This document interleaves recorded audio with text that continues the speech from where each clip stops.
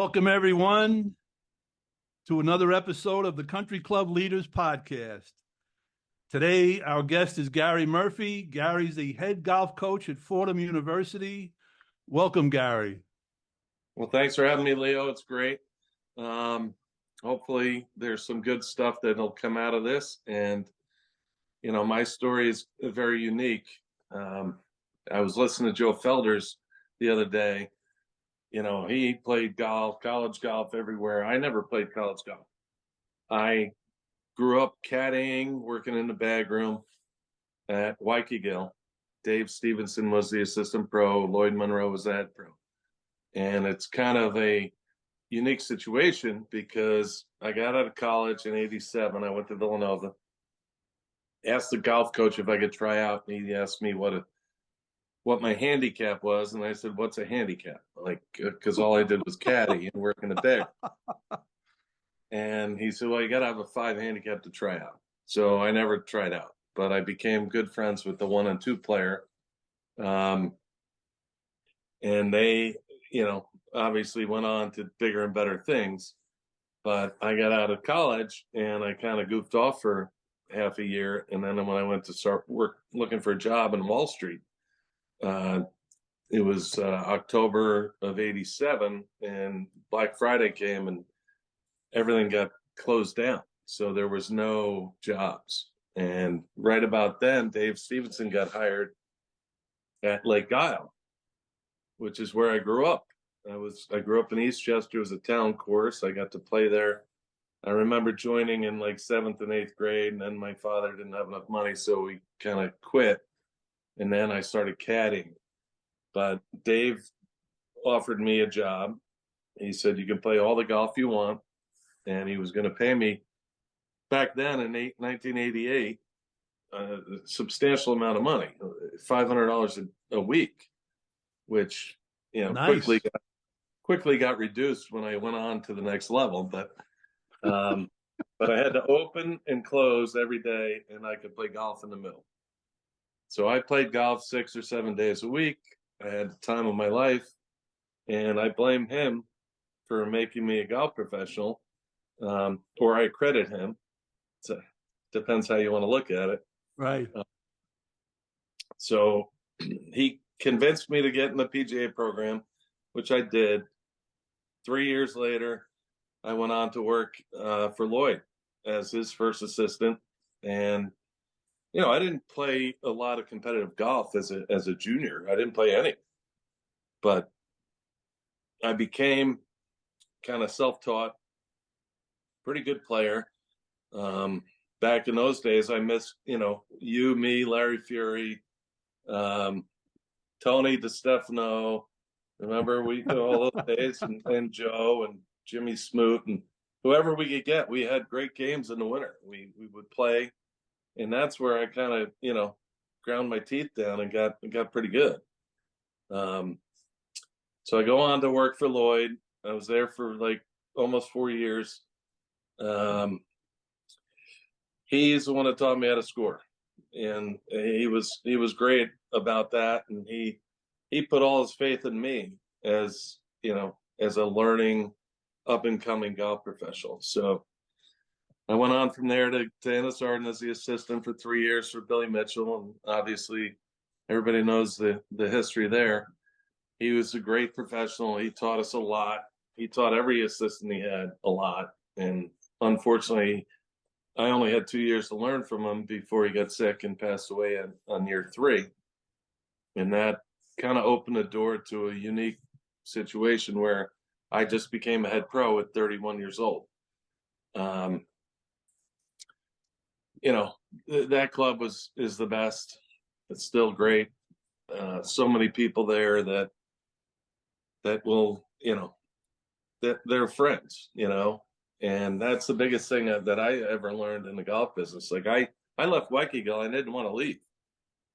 And Joe Felder telling me, "You got to go to Ennis Arden. You got to go to Ennis Arden because Jimmy Smoot just beat me out at Huntington for the head pro job." So I go, I get kicked to the curb at Huntington. Jimmy gets the job. Now all of a sudden I got Jimmy's job. And it was interesting. It was it was a great time. Working for Billy was great. You learn a lot. It's go, go, go. Just like Joe says, you know, 24 hours a day, 7 days a week. He owns your ass, but that's how we learned. And the business is different now. And the guys like us, I mean, Leo, you did it. And, Joe obviously did it. Like I'd go up to the Griff on a Monday and Joe's there. I said, "This is your day off." He goes, "No, there's no days off until after December." You know, so it's kind of unique. Worked there 3 years as the assistant pro, 26 as the head pro. So you were there And 29 years. Wow. yeah, so long time. Like I said, great relationships, great friends. They started a new clubhouse project they spent over $40 million on. Really? And yeah, so I moved into a trailer in 2021. In 2022, I was basically told that they weren't going to renew my contract. So it's kind of a unique situation there as well, that the club was divided, and they made a nice deal for me, and basically try to, so that I didn't create a stir, which I didn't want to. I wanted to kind of go out on my own terms. Originally, I had hoped for another 3 years because I had two kids graduating college in 2022. So I was hoping another year or two I could have banked some more money instead of paying, 100,000+ in tuition for the two kids. But they were pretty they're pretty firm with it. They were like, "Nope, there's no debate here. You work the rest of the year, and we'll take that into consideration." And which I did, and I held my head high, and I worked hard, and I made put everything into every event that I would normally do. So, so that was the end of 2022, and it was interesting because I found out this in July. I had to work the rest of the year, and again with my head held high. That's not that had to be really difficult. And, yeah, it was a challenge, but you know what? After 5.5 years of doing it, as you know, you're the face of the club. So I, everybody had different things to say, but I sat there and I did my job, and I didn't sit, but I, ran around like crazy. And my big thing at the club was always to make the events special, right? And that I learned a lot of that from Billy Mitchell. And we got through the club championship and got through the fall member guest, and we had a couple of we call them silly season events, like a turkey shootout, which is a scramble, and big fall member. So we got through all that, and they had a nice party for me, which was great. A bunch of local pros came. Joe came, and it's shocking. All the PGA section came, which is great. I had been on the board for 3 years. I was served on the nominating committee for the last two, and it was great to have everybody there. Right around the fall, I started thinking, what am I going to do next? What's next? And my goal, because I feel like teaching was always my passion, and I lost a lot of time doing what I had to do as a head professional. So I thought about starting like a junior golf academy. And right about then, let me cut you off there, Gary. Yep. So for people out there who aren't familiar with the golf business that might be listening to this, when you work at a private club, the board turns over every 2, 3, or 4 years. Yep. And typically, some board members want to put their mark on the club.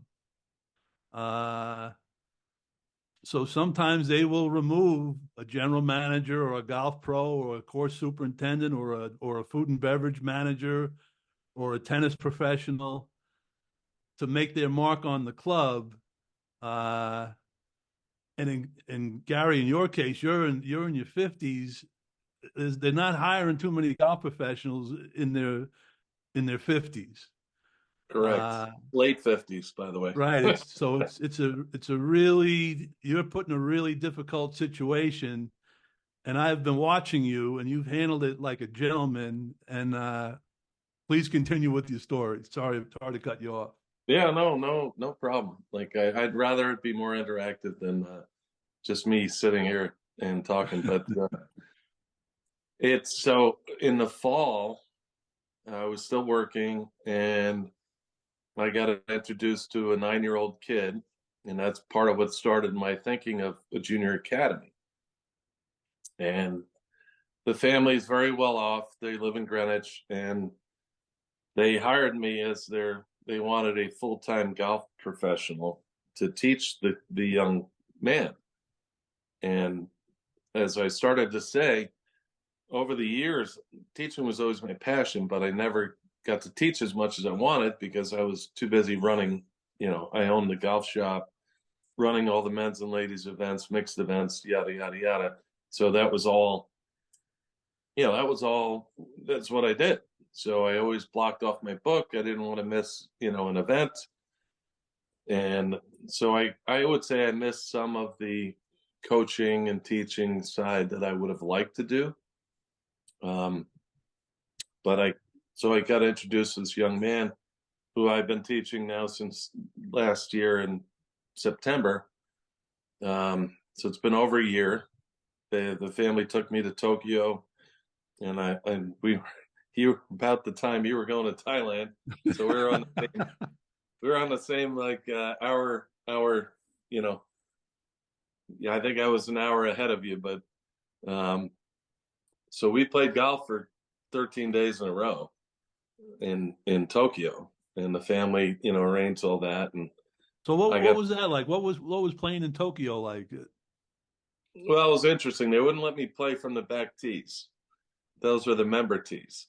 And I said, well, I'm PGA golf professional. And they're like, no, get up there on the whites. Wow. Which was fine, so I just would go back and get my 3-wood instead of my driver. And, the young man would go up to the forward tees, and they're looking at us, everyone there was looking at us like, what is going on here? You got a, 58-year-old pro playing with a 10-year-old because he turned 10 actually in October. And this kid would stripe it off the first tee, right out of bed, like 2 hours in the car to get to a golf course. Wow. And he would stripe it down the middle, 150. And they'd all look, oh my God. And I'm like, he's not Tiger Woods, don't worry, it's fine. What were the course conditions like in Tokyo? So it was interesting, never being over there. Every golf course, we played 4 different places. They had two green complexes.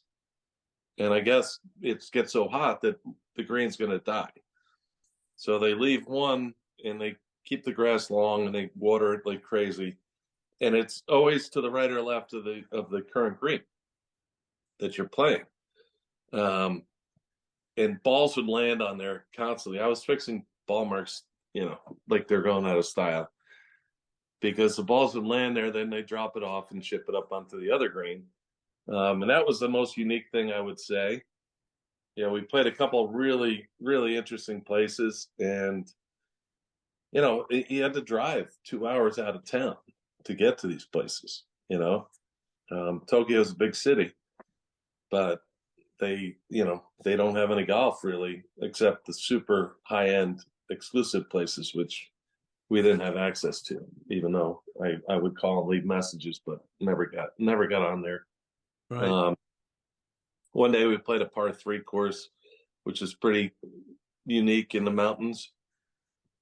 And the young man I was playing with didn't like it because he was afraid somebody's coming out of the woods or something, and and bugs and snakes and whatever. But it was really mountainous. Like we played in the Catskills a lot. It's Right. nothing like that. It was way, way more mountains. So So they were well-designed golf courses?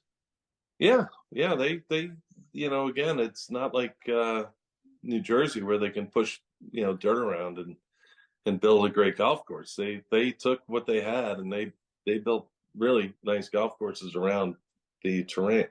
So Nice. that was a lot of fun. You know, I'm sure you're getting used to it in Thailand, but no one really spoke English. Although in Tokyo they say English is a second language. But I'd go to a restaurant and can't have a conversation and would say bolognese, and they'd say, "Oh, okay, okay." So I had a lot of pasta in Tokyo, believe it or not.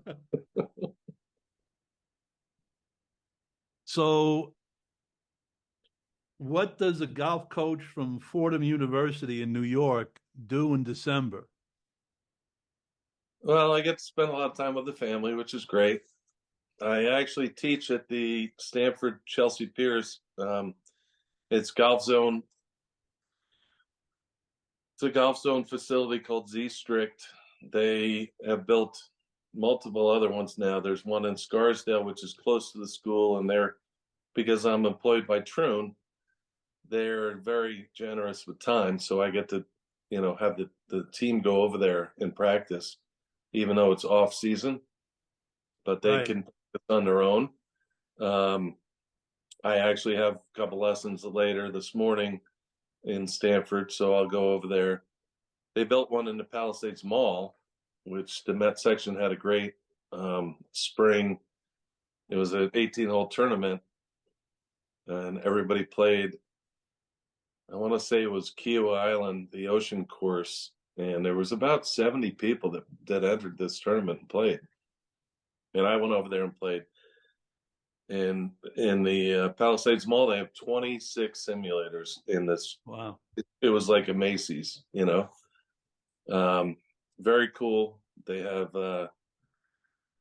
have like shuffleboard and ping pong, and so if you go over there and play with your kids, they get bored, they can go play ping pong or shuffleboard. The So same thing. how did you like playing on the simulator, playing Kiawah Island, the ocean course? Well, the putting is always hard. Um, the rest of it is good. Like I've been there. I started there last December, so it's been over a year. And the simulator golf is actually it's growing so big especially in the Northeast where you can't play golf in the Right. winter. And they have leagues and everything, and it's awesome. So I did not play my best in that event, but it was also more of a fun event for me. Right. Right.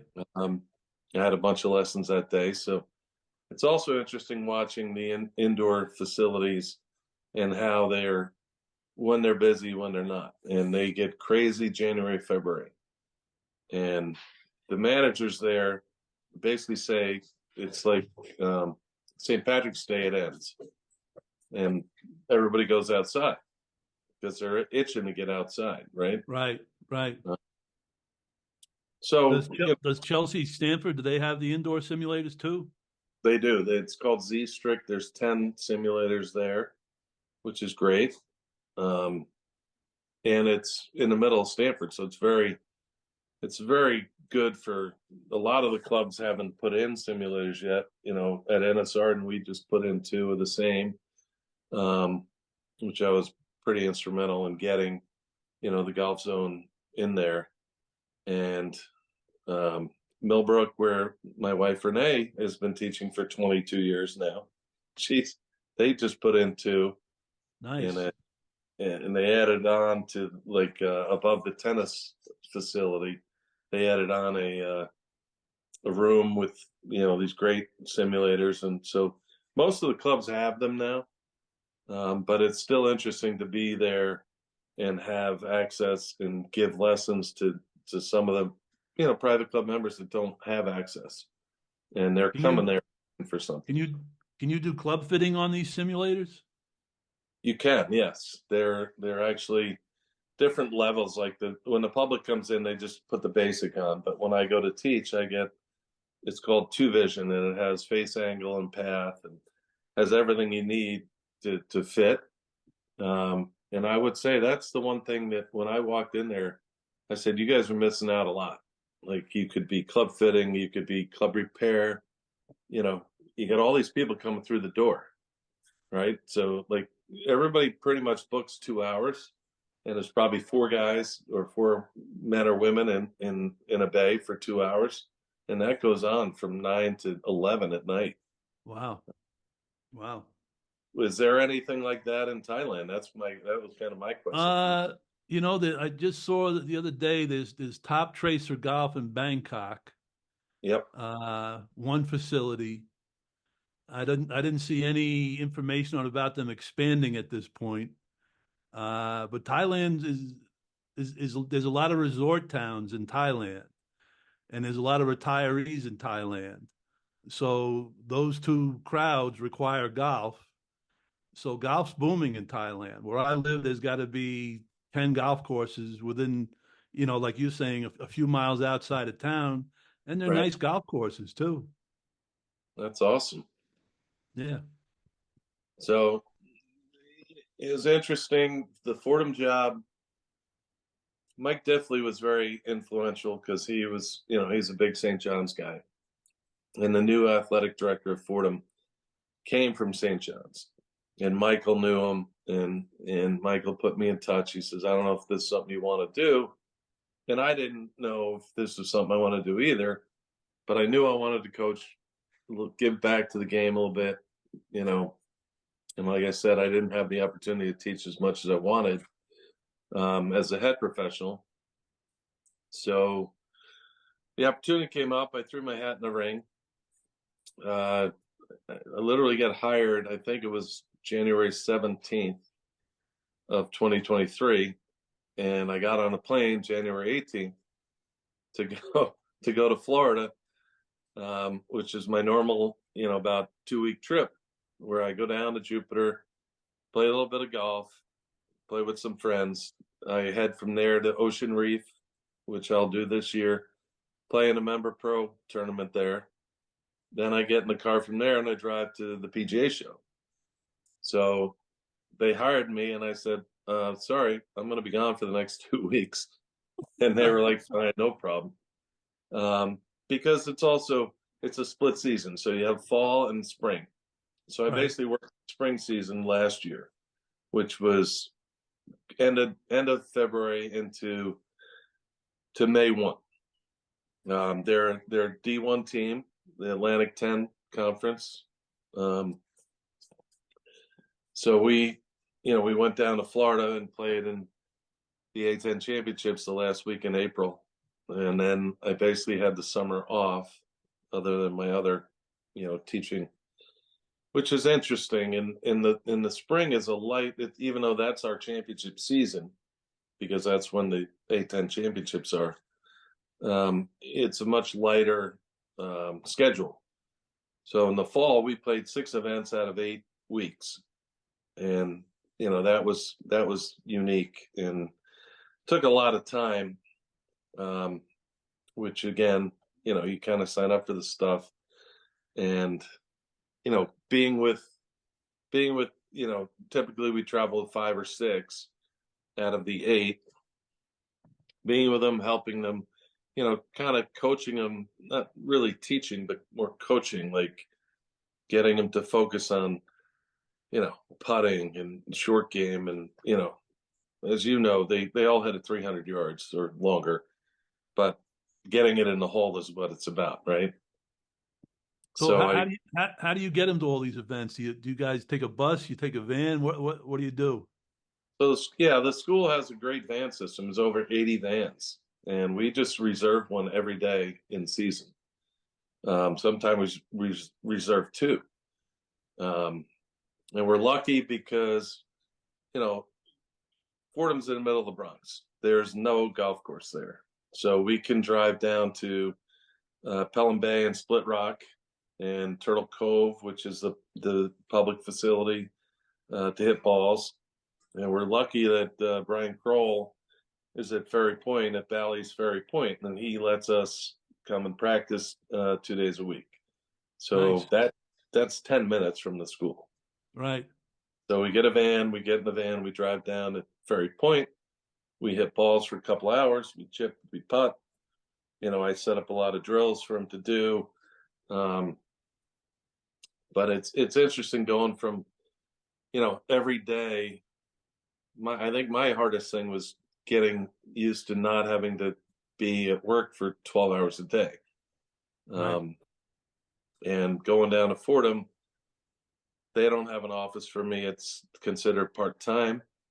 So I get down there, maybe once or twice a week just to, meet recruits and whatnot. And, it's fun to be on campus because every time I'm on campus, I run into one of my players.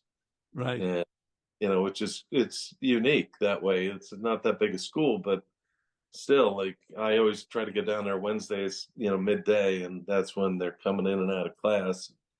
It's fun to be part of that, part of that scene where you have all these, young men and women that are, walking around campus, and you get a nice spring day, like I did in the April, May, early April, and you get a 50-degree day, and you know what it's like up here. If it's 50, it feels like 80. So everybody's out there, short sleeve shorts.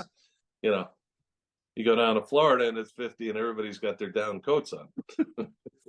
So who's the greatest golfer that ever played for the Fordham golf team in the history of Fordham golf? That's a good question. I don't think we had anybody that ever made the tour. We have a great supporter who's a member at Waikiki. John Caesars is his name, and he's been the club champ there a few times. And he played back in 20. I think he graduated in 09. But great supporter. I got to play with him. I'm following kind of a legacy in Paul Dillon. I don't know if you knew Paul Dillon. No. He was he was president of the Westchester Golf Association. He was on the board of the MGA. And when I was at Waikiki in the 90s, he started coaching at Fordham. Now, past coaches were Mike Suma, current professional at Stanwich. Before that, we don't know.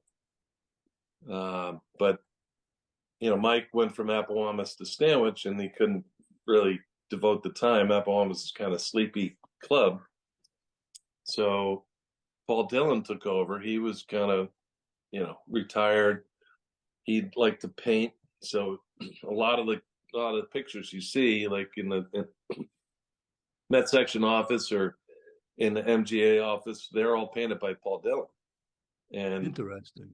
He's famous because his sons were the actors, Matt Dillon and Kevin Dillon. Okay, yeah. Okay. He's got, I think, 3 other boys. Paul Jr. I had never met him, but I played a lot of golf with Paul and his son Kevin because the WGA had a father-son tournament every June, and they would let pros play. So my father and I would play with Paul and his son. And even when I left Waikiki and went to Ennis Arden, he would call, like that's before the internet and email and whatnot.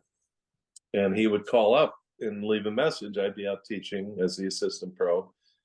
And he would leave a message, tell Gary Paul Dillon called. Here's my number. So I'd call him back, and he would say, hey, do you still want to play? And I said, of course I want to play with you. This would be great. But after that, I never really, we kind of lost contact, especially in COVID, and he got sick and unfortunately passed away. And that's how the job basically opened. They had an interim head coach who was his assistant, and the job opened, and everybody's like, do you ever hear Paul Dillon? I said, Paul Dillon, I knew him. He was a good friend. Right. So it's kind of a unique situation to step into his, shoes. But I feel like I'm doing a good job, and I'm representing him and myself well, and the PGA of America, and we're doing our best to climb the ladder, which being in the situation we're in without a real facility, I got to thank all my Met Section pros who hosted us. We played 11 awesome places in the fall, Wingfoot and Fenway, Quaker Ridge, Century, Waikiki, only the best places these guys get to play. So Very nice. Very nice. that's a big Yeah. thank you to my fellow pros. So Do you have any superstars on the team this year? we got our number one is he's really good. Like he started the season. I actually had a trip. I was in Ireland and I missed the first event of the season where he started off with a 66, and Wow. which was great. Um, Ended up finishing second in the event. He shot 73 the next day, but it was funny because I played Royal County down and I texted the team. I said, "Look, I just made 5 birdies at Royal County down." I said, "That's your quota for this weekend," and he made 6 both days. Beautiful. And he's like, "Coach, I beat your quota." And to make 6 and shoot 73, obviously, golf. It Right, right, happens. right. You have 1 or 2 bad holes, and all of a sudden that erases 2 of the birdies, right? Right. But he's our star. He's definitely, his stroke average is under 73. We get hit with a lot of, I Very get hit good. hundreds of emails, a month. People want to come to Fordham. I'm like, do you really know what Fordham is? And so my recruiting response is we're looking for guys that average 73, which Jake is below that. And he's actually, you might know his grandfather. What's his I can't remember his first name, but his last name is unique. It's Merva, MRVA. He was golf professional of the year, I think, in 2008, national. So Right, from Massachusetts. I want to say it's Rob, but don't quote me on that one. right.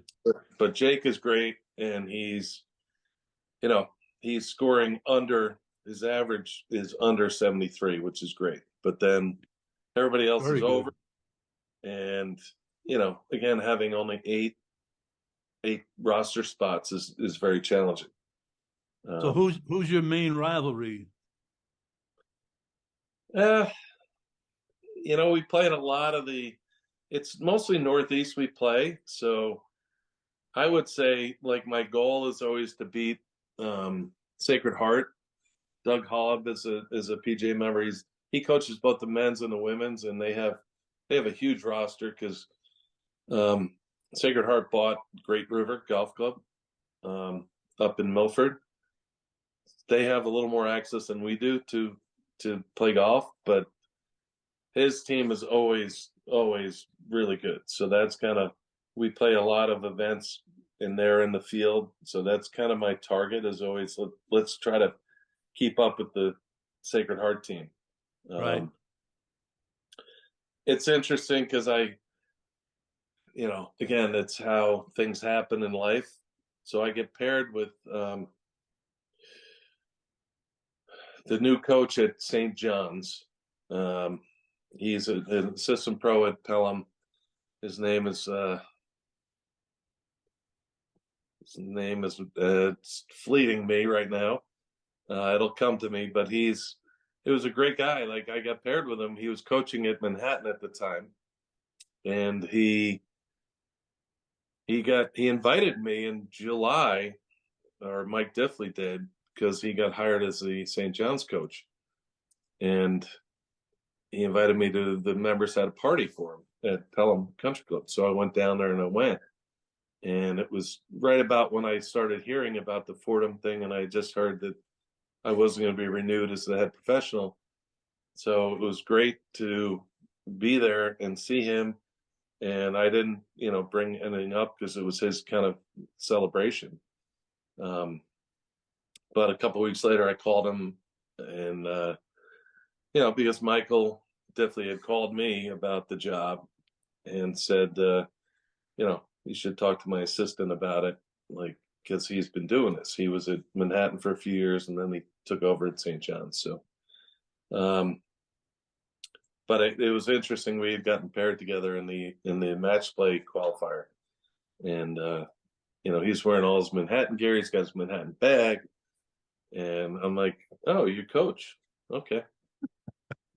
And that was April. That was before I had any idea that I would be doing what I'm doing now. Right, right, right.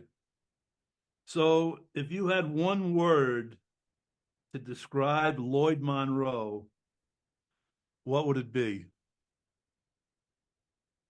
Uh, One word. That's hard. I would just say professional. He Yeah, is, you know, I mean, he's 83 now. He's still playing golf. He wants to play from the tips whenever we play. And I said, Lloyd, let's just go up a set of tees or two. And nope, I'm going to grind it out from the tips. And he's a very good player. Yeah. yeah, so he is interesting because my family likes to go down to the beach in Manasquan. So I went down there for a day or two to join them in between what I was doing. Obviously, Fordham was over because that ended May 1, and I reached out to Lloyd because he's in Spring Lake, which is only 10 minutes away. And he said, "Well, tomorrow's Monday. I'm playing in the assistance event at Manasquan River." And I said, "Well, that's interesting. I've never been to Manasquan River." I said, "Maybe I'll take a ride over and watch you play a little bit." So I got there, watched them, walk the whole back nine with him, and he had like high 30s on the front and the back nine. You could just tell he's out of gas. He's 83. He's playing Right, right, against right. 300 Right. plus, playing the tips. So he's a consummate professional. He just wants to, he won't. There's no quit in him. There's no quitting. He will just keep going. Right. And God bless him. So then I took him and his wife Valerie out to dinner, and we had a nice evening. And but that I try to do that a couple times a year and get down there. It's not far. That's pretty Um, cool. You can still hang out with him. yeah, it's great. How about one word for William A. Mitchell? He was a showman. That's a good word. Yep, he was a showman and taught me a lot about his biggest thing was taking care of the members. And the only reason you're a head pro for 20 plus years anywhere is that you care about the members. And Joe Felder, Jimmy Smoot, everybody that went through working for Billy learned that and embraced it. And it's kind of a unique thing because I've had a lot of assistants. I have a little log. I wrote down all my assistants over the years. I think I had 28 assistant pros, mostly because I would have two or three at a time, and a lot of them never got it. That we're here for the members. We want to take care of the members, and you embrace the membership, and you do everything you can to make them happy. And it doesn't always work, but that's what you do. But Billy was the best at that. Like, everybody who walked in the door felt special. Now, I heard a story. You can tell me if it's true or not. He used to pick out a member who was kind of demanding, and he would say to his staff, "We're going to make this person the king or the queen for the day or the week." Or how did that work? Well, I never got to experience that, but I've heard it. I've heard all about it. And I won't say what he actually called it, but it was drawing attention to one of the biggest pain in the asses at the club. And the guy couldn't be the guy or the gal would get pissed off because we were so friendly, or the staff at the time were so friendly to them. Like, they couldn't get past one person without saying, "Oh, good morning, Mr. and Mrs. Whatever. Great to see you. Great to have you here at the club." Blah blah blah blah blah. So it was a unique thing that he would do because he was always trying to win them over.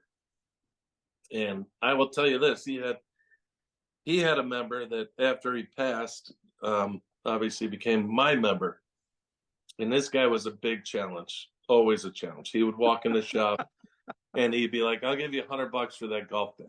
And I would say, "I'm sorry, Mr. X, this golf bag's $200. I'll give you 125. I'm sorry, that's $200." And I spent 5 years getting this guy on my team. All right, this is a great story. He invites me and my wife over to his house for Boxing Day, which was a big thing for him, and he liked to drink a lot. So he has about 50 people in this house. And he says, "Quiet, everybody. I have a challenge. I'm going to bet the pro." Now, the guy's about a 25 handicap. So I'm going to bet the pro that he can't, $1,000 if he can get me down to a 12 handicap. And if he loses, he's got to pay me 500. So, learning from Billy, I jumped right on it. I said, 2 conditions. And he says, "What?" I said, "One, you take a lesson a week." And that covered my 500. Right. I taught him for 20, 15 weeks or whatever it was. I said, "Second, you have to practice exactly how I tell you to." And the long story short it was by Labor Day, and he got down to an 11, like course Nice. not index. Nice. Very And I good. walk in from my lessons, and there's an envelope, and written on it was the best lesson or the best bet I ever lost. And it was the $1,000 in there. And the hard part was I spent all this time getting him on my team. And a year Right. later, the president of the club threw him out. Oh. Because he was such a pain in the neck. Yeah, well, things never change, right? Right. He was a little bit over the top. But Yeah, I great. had a guy, he just reminded me of a guy. He was always giving me a hard time every day. It seemed like every day. So finally I said, "Why don't you and I play golf?" Right. So he goes, "All right, I'd love to play golf with you." Right. So I get there, and he owned his own golf cart. And I show up, and his bag is on the passenger side. So I said, "Well," I said to the bag guys, "Look, put him on the driver's side. It's his golf cart." He said, "No, he wanted you to be the driver." I said, "Oh, man." Right. So I sit down in the driver's seat, and there's a dozen Titleist Pro V1s in the dashboard. So I move him over to the passenger side. He says, "No, those are for you." I said, "Well, thank you very much." Right. So I had the best 18 holes I ever played at the Lost City Golf Club. And the guy was a gentleman. We hit it off perfect. And even after that, he still broke my chops about stuff, but our relationship was great. It's fun turning around people like that. Yeah, no, that's part of what it's about, and that's what Billy always tried to do, right? Like that. Well, I can't say it out loud, but his program to get the biggest, pain in the what to get him on our team was a big thing that he always did. So the other thing I heard about Billy Mitchell, he would make you guys sing at different events. Is that true? Well, Twilight Golf, which was back then it was every other week. And when I took over, I said, "We're doing it once a month. That's enough." But he would, he would send 120 plus people out on a tiny golf course, as you know, and they would be out there, and we would have, we'd have time to get pizza. We had the backroom boys all like, downstairs eating, eating pizza, and then he would say, "We got to come up with a song." And I said, "Billy, why don't we just sing one of the old ones?" "No, we got to have a new one." So we would sit there and write lyrics to a popular song, and while they're out there playing, and that was his intro was always a big to do, and then we would sing, and he was a terrible singer. We kind of carried him, Henry Rivera was the caddy master for over 40 years. By the way, just retired from Minnesota. He actually was from Chile, and he could sing a little bit, so he was always up there. And it was Billy and the Backroom Boys, and I guess he was best known, and when we started the Mitch Pro Am, which was his his baby was to have this Pro Am, which was going to be a men's champ, women's champ, senior club champ, and all the clubs in the area would bring that. It Good turned idea. into it just turned into a basic Pro Am over the years, but the first one was I'll never forget it. He passed on, I think it was June 12th, and literally June 6th was the Mitch Pro Am. And John Kennedy came from Westchester, and he brought a senior champ, junior women's champ, and a men's champion, and he won that year. And that's a good idea. Ever since then, for 26 years, I always had a woman on my team. I took the women's champ, the men's champ, and then whoever else was either runner up or senior champ. And we did that, and we had a lot of success. And we would sing at that awards cocktail party, and it was always his famous song, which was "Welcome to" in this Arden Club, and it was all about him, but they loved it, hearing it. So who exactly would sing? Who was up on the? Well, Who we would be brought up singing? back all the assistants. So it was me and Joe and Jimmy Smoot. Henry would come up and sing, and whoever my staff was at the time would come up and sing, and Dave Carrazzo. So we would have to write the words because these guys can't remember. When you get to a certain age, you just can't remember. Right. So Joe Uh, Felder's got to have a pretty bad voice, I would imagine. yeah, we kept the microphone away from him. Um, Oh man. Did it you was great. videotape that? Oh, it's definitely in the archives. You can find it somewhere. We would do Welcome to this Arden Club, and then usually one other one for the members, for the guests that came, that would come for the Mitch Pro Am, and we would that was our thing to go back. That's the only time we sang after William May passed away. Right. Right. Uh, so how many times a year or if ever, do you, Dave Carrazzo, Joe Felder, and Jimmy Smoot play golf? Do you play once a year or no? I try to play with Joe more, but this summer we only got to play once. The club was nice enough to give me a membership, so I brought Joe over, and we had a nice kind of reunion with one of his kids that grew up picking balls for him at the Griff, Jared Aglowski, and another friend of his who happened to lives down in South Carolina, came up for a weekend type of thing, and we just got together and we all played, and that made Joe's day, because I said, look, I got a special treat for you. You got two kids that you had picking balls for you 30 years ago that are now Right. members at nice places. And Jared's one of the best amateurs in the area, but he doesn't compete. He played in the USAM out at Oakmont, and I'll never forget the story about him. He went and qualified at Glen Arbor and carried his clubs for 36 holes. And Wow. if you know that place, you don't want to walk 36 holes there. Right. Wow. But he went out and he qualified, and he went out to Oakmont, which is great. And he's a friend of a lot of the Met section pros, and he's a good friend of mine. He ended up joining. He was a member at Burning Tree as a junior member. Joined Meadowbrook, so he's out there, and then he moved to Old Greenwich and he joined Ennis. So it's great to be able to play with him, and he wants me to be his member partner. And I said, look, I'm not taking any shots, so we're going to be in the first flight and we're going to get killed. unless you can carry my ass. And he's like, I'll carry your ass.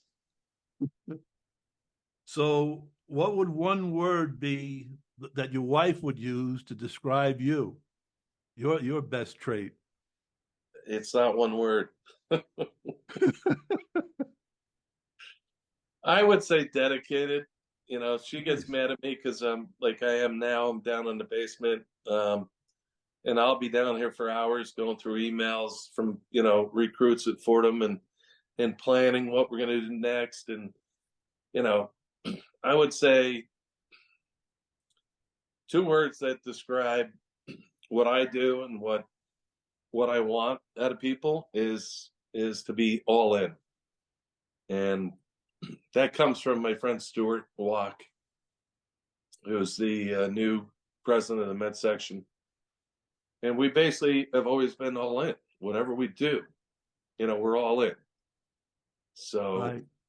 when I took over at Fordham, that's what I told her. I said, I'm all in. I'm gonna do this to the best that I can. And that's just how we roll. Like, I didn't last 26 years at a private club with a lot of different personalities, as you know, That's a miracle. without being all in.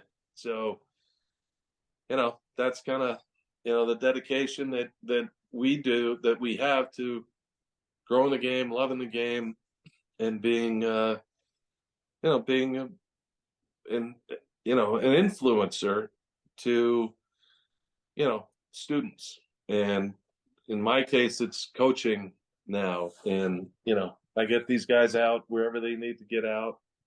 I kind of left out that Golf Zone Social is the facility in Scarsdale, and they're basically red carpet for any of my team that wants to go there and play indoor golf, which is great in the off season.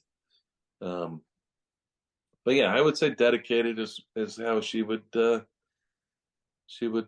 describe me. Although PIA is more what she says. So, after doing a lot of these podcasts, most of the or all the people have either been introduced to the game by their father, Yep. or by caddying, and all the people have a tremendous passion for the game of golf, and everyone has an extremely strong work ethic. Those are the common threads that I'm seeing in these interviews, and you're a perfect example of it. To be honest with you, Gary, I didn't realize you were a board member for the Met PGA. Give me a story about being a board member for the Metropolitan PGA. So I had a short-lived 3 years. It was interesting because they were kind of, any board you're on is, it's hard to get unity. And I would not say anything bad about the board I was on, but they were looking at me to do bigger things. And I was in the middle of what Innis Arden was going through, and they were about to build a new clubhouse, which was over $40 million. And they had asked me to move up to the executive committee and possibly be a president of the section. And I said, I really can't do that because I just have too much going on at the club. And that was part of, what you were just going through. Like, my dedication and my commitment to my job was bigger than I could commit to the section. So, after 3 years, I couldn't move up into the executive role, but I spent, a couple years on the tournament committee, a couple years as the assistant liaison, which was great because I was always trying to mentor and help, young professionals. And then I served on the nominating committee the last 2 years, which was good because it kept me involved and it helped me steer, especially Stewart, to the presidency. And before him, I served under Brian Kroll and Carl Alexander, and then Paul Kenny was our past president, which as a nominating committee member, I we extended his term to 3 years because he had to serve during COVID, never really got to do anything other than, put plastic windshields up everywhere and put masks on everybody. And so we got him extended a year, and then, fortunately Stuart is following his footsteps, and they're very close in their thinkings, and so it was great to serve the section that way. But now, I'm kind of sitting on the sidelines coaching as hard as I can. So does Renee give you golf lessons? No. Do you give her golf lessons? We stopped that years ago. That's why we're still married. So you remember the days back in Florida. We were both assistant pros in the early 90s. And we would go hit balls together, and I'd go over and say, "Why are you doing this?" And she'd say, "Just be quiet. I'm doing my own thing." And then I'd say, "Can you come over and look at me swing?" And she'd come over and she'd go, "Yeah, it looks fine. See ya." Oh boy. Well, so we actually try to play once a year. Social golf. It's normally at Millbrook. But she's still teaching about 7-8 hours a day. So, wow. At the end of that, does she really want to see a golf club? No. Right. She only wants to see me, open her a nice bottle of wine or something,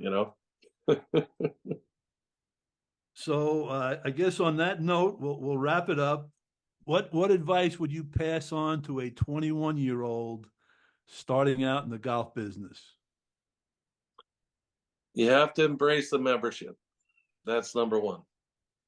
And I see it in my assistants that were successful, that moved on to head professional jobs. They embrace the membership. And, you do everything you can. You work as hard as you can. You're there for, 8, 10, 12 hours a day, taking care of the membership. And if you do that, I would say the pot of gold at the end is going to be there, doesn't start when you're 21 getting in the golf business. It's not there. But it's like I started to say, Dave Stevenson hired me, paid me $500 a week. The next year he paid me $200. And he said, "Well, you're going to teach, so you'll make the extra $300." But that's what you have to do. You have to work for it. Nobody's going to hand you anything.